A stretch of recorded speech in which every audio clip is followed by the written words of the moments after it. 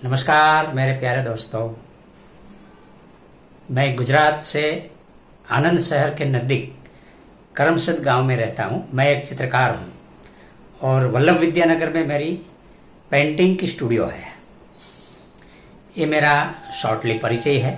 मैं काफ़ी सालों से पेंटिंग में, फाइन आर्ट में काम कर रहा हूं।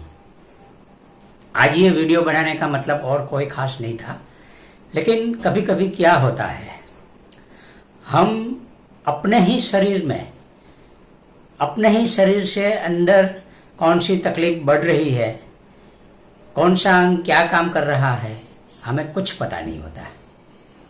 ज़्यादातर लोग जो बॉडी के बारे में जानते हैं उन्हें शायद पता होगा, लेकिन हम अपने शरीर के अंदर के पार्ट का, जो भी अंग क्या काम करता है, उसका क्या महत्व है हम जानने की कभी कोशिश नहीं करते।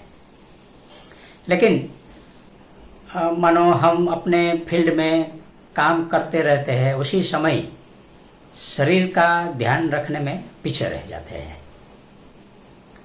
तो अभी कुछ दिन पहले, अबाउट 4-5 महीने पहले, मेरा बॉडी में खास करके यूरिन का जो फ्लो था वो थोड़ा कम हो गया था।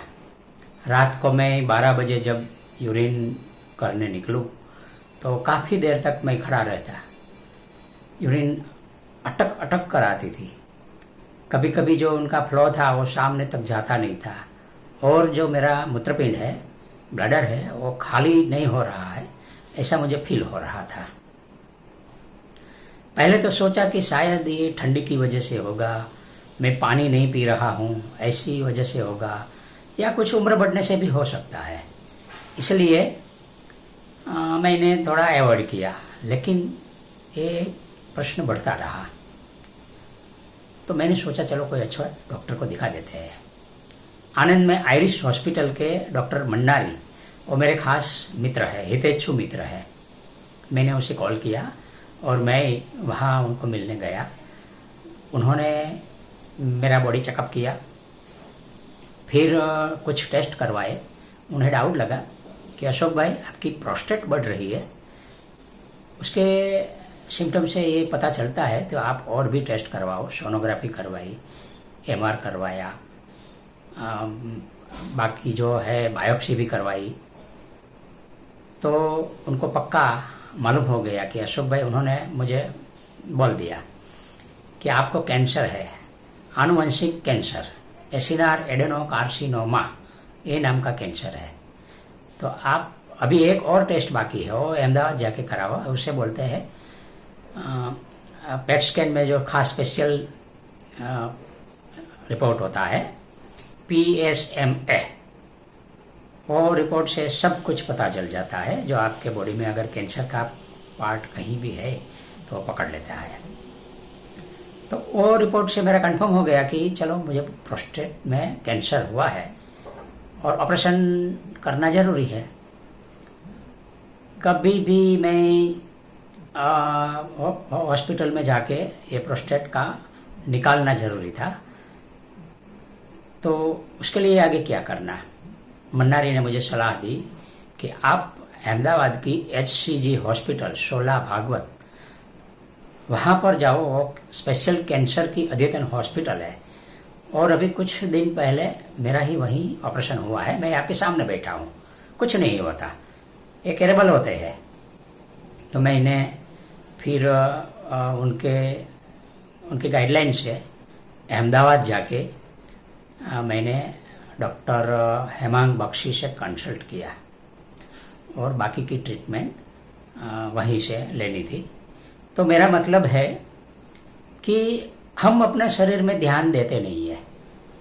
कोई भी अपने मित्र को कुछ ऐसी सिम्टम होती है तो बिना शर्म रखे आप डॉक्टर के पास जाओ। ज़्यादातर पुरुष वर्ग क्या होता है, अपना पैंट खोलने में डॉक्टर के पास जाते समय या तो शर्म अनुभवते हैं या तो घबराते हैं। मुझे भी ऐसा फील हुआ था, लेकिन ये सब छोड़ के बड़ा मन रख के अगर आप करो तो उसके पीछे लग जाओ तो सही महीने में और सही राह पर और सही ट्रैक पर हम आगे बढ़ सकते हैं। રોબોટિક સર્જરી આપણે HCG કેન્સર સેન્ટરમાં 2016થી દાવિન્ચી XI રોબોટ આવેલો છે, જેનાથી આપણે અત્યાર સુધી યુરોલોજીના કેન્સરની સારવારમાં લગભગ 1300થી વધારે ઓપરેશન રોબોટિક સર્જરી દ્વારા સફળતાપૂર્વક પાર પડેલા છે। મુખ્ય ફાયદા prostate cancer, kidney cancer, bladder cancer, આ ત્રણ કેન્સરમાં રોબોટિક સર્જરીના કારણે એક ક્રાંતિ આવેલી છે, જેના કારણે દર્દીને હોસ્પિટલમાં તો ઓછું રોકાવું પડે છે, બ્લીડિંગ ઓછું થાય છે, એ બધા જનરલ ફાયદા છે। પણ જે ઓર્ગનની ફંક્શનલ રિકવરી કહેવાય કે ધારો કે પ્રોસ્ટેટ કેન્સરમાં કંટ્રોલ પેશાબનો ઝડપથી આવવો, કે કિડની કેન્સરમાં કિડની બચી જવી, કાઢવાની જરૂર ન પડવી, અને કિડનીના ફંક્શનની પણ ઝડપી રિકવરી થવી, આ બધા ફાયદાઓ ફક્ત રોબોટિક સર્જરીના કારણે આપણે જોઈ રહ્યા છીએ। मैं पढ़ा लिखा था, इंटरनेट जानता था, इसलिए घर आके ये प्रोस्टेट कैंसर क्या होता है उसके बारे में बहुत कुछ वेबसाइट दिखी, बहुत सारे वीडियोस देखे और मुझे पता चला कि प्रोस्टेट का काम क्या होता है। हम जब यंग होते हैं तो अपनी प्रोस्टेट की साइज अखरोट जैसी होती है। अपना मूत्रपिंड और लिंग के बीच में जो नली होती है उसमें वो चिपका रहता है और यंग एज में उनका सेक्सुअल महत्व बहुत ज़्यादा रहता है। वैसे 60 साल या 50 साल के बाद अपने सर के बाल सफ़ेद होते हैं, उसी तरह 50 साल के बाद पुरुष की प्रोस्टेट बढ़ती है। ये एक नेचुरली होती है, कोई बीमारी नहीं है, कुदरती वो बढ़ती है। उनके बढ़ने से अपने यूरिन की जो नली होती है उसके पर दबाव रहता है और दबाव रहने से यूरिन को रोकता है और स्लो हो जाता है। तो यही सब सारी जानकारी मुझे इंटरनेट से मिली, मन्नारी ने भी बताई थी। फिर क्या करना है, कैंसर एक बार डिटेक्ट हो गया है तो उसको तो निकालना जरूरी ही है। तो पहले असमंजस में था थोड़ा कुछ कि करना है या नहीं करना, लेकिन अहमदाबाद के डॉक्टर हेमांग बख्शी जो बहुत बाहोश डॉक्टर है और भारत में रोबोटिक सर्जरी के लिए ये जो मशीन लेके आए हैं ये शायद अहमदाबाद में पहला है। उसमें एक फायदा ये होता है कि ब्लडिंग नहीं होता, रोबोटिक मशीन से आप 1 या 2 दिन में ऑपरेशन के बाद तुरंत घर जा सकते हो और कम से कम समय में रिकवरी आ जाती है। मैं आपके सामने बैठा हूँ, अभी 1 वीक ही नहीं हुआ मेरा ये ऑपरेशन जो हुआ, लेकिन मेरा घर का खाना पीना चलना फिरना सब मैं अपने आप कर लेता हूँ और बहुत फास्ट रिकवरी होती है। મારું નામ ડૉક્ટર વિપુલ ટીલવા, હું યુરોઓન્કો સર્જન અને રોબોટિક સર્જન છું। હવે જે આ પ્રોસ્ટેટનું ઓપરેશન આપણે કરીએ છીએ, જેમાં પ્રોસ્ટેટમાં કેન્સર હોય, દુનિયાની અંદર અત્યારે 95% કરતાં વધારે ઓપરેશનો રોબોટિક રીતે થાય છે। પહેલાં જે ઓપરેશનો છે એ દુટીની નીચે મોટો કાપો મૂકીને થતા હતા, પરંતુ એ ઓપરેશનોની અંદર પ્રોબ્લેમ એ આવતો હતો કે રિકવરીમાં લગભગ તમને 3 થી 4 મહિના યુરિનનો જે ઇનકન્ટિન્યુઅસ એટલે કે યુરિન જે લીક થાય છે એ એરાઉન્ડ 6 થી 6 મહિના 3 થી 6 મહિના રહેતું હતું, અથવા તો ઘણી વખત વર્ષ સુધી રહેતું હતું। અને પર્ટિક્યુલરલી સર્જન માટે એ ઓપરેશન એટલું ડિફિકલ્ટ હતું કે પ્રોસ્ટેટની ગ્રંથિ એકદમ પેલ્વિસના નીચેના ભાગમાં હોવાથી નીચેના ભાગની અંદર હોવાથી આ સર્જન માટે મુશ્કેલીઓ પડતી હતી। જે આ રોબોટ આવતા, જે અત્યારની લેટેસ્ટ ટેકનોલોજી છે, જેને કટિંગ એજ ટેકનોલોજી કહેવાય છે, જેની અંદર ઇમર્સિવ 3D વિઝન, નાના ઇન્સ્ટ્રુમેન્ટથી એકદમ ડીપ જગ્યાની અંદર બહુ સારી રીતે આ કામ કરી શકાય છે અને એકદમ એક્યુરસીથી આને આપણે રિઝલ્ટ આપી શકાય છે। તમે મિસ્ટર ખાનને જોઈ શકો છો કે એ વિધિન 10 ડેઝની અંદર એની મેળે ચાલતા ફરતા કે જાણે કોઈ ઓપરેશન ના થયું એવી રીતે પેશન્ટની જે રિકવરી છે એ એકદમ ફાસ્ટ, ઝડપથી અને પ્રિસાઇઝ આવે છે અને ઇન્ફેક્શનના ચાન્સ છે લગભગ નિયર ટુ 0 થઈ જાય છે, કારણ કે આના જે ઇન્સ્ટ્રુમેન્ટ છે એ ડિસ્પોઝેબલ છે, જે આ ઓપરેશનના ફાયદા છે।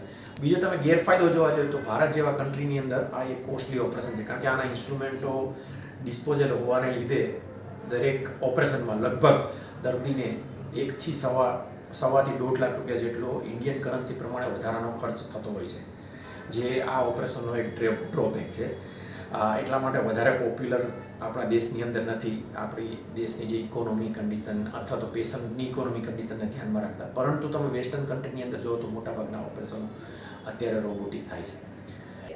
ऑपरेशन के 1 दिन पहले मैं हॉस्पिटल में एडमिट हो गया। मेरा पूरा टेस्ट जो रिपोर्ट था ऑपरेशन के जरूरी रिपोर्ट वो भी मैं करवा के गया था।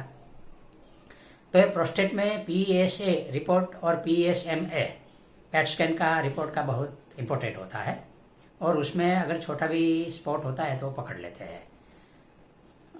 29 को मेरा सुबह 8:30 बजे ऑपरेशन था। लगभग 4 या 4.5 घंटा ऑपरेशन चला होगा और 2 बजे मेरी आंख खुली, तब मैं अपने बेड पे था, रूम में था। उसी दिन मुझे कुछ खाने पीने का कुछ नहीं दिया गया। शाम को थोड़ी मात्रा में नींबू पानी दिया गया और मेरा मॉनिटरिंग किया। मतलब मैं क्या कहता हूँ, ऑपरेशन तो अगर हो जाता है, लेकिन बाद में जो ऑपरेशन के बाद में पेशेंट की जो मॉनिटरिंग होती है वो बहुत बढ़िया मॉनिटरिंग है HCG हॉस्पिटल की।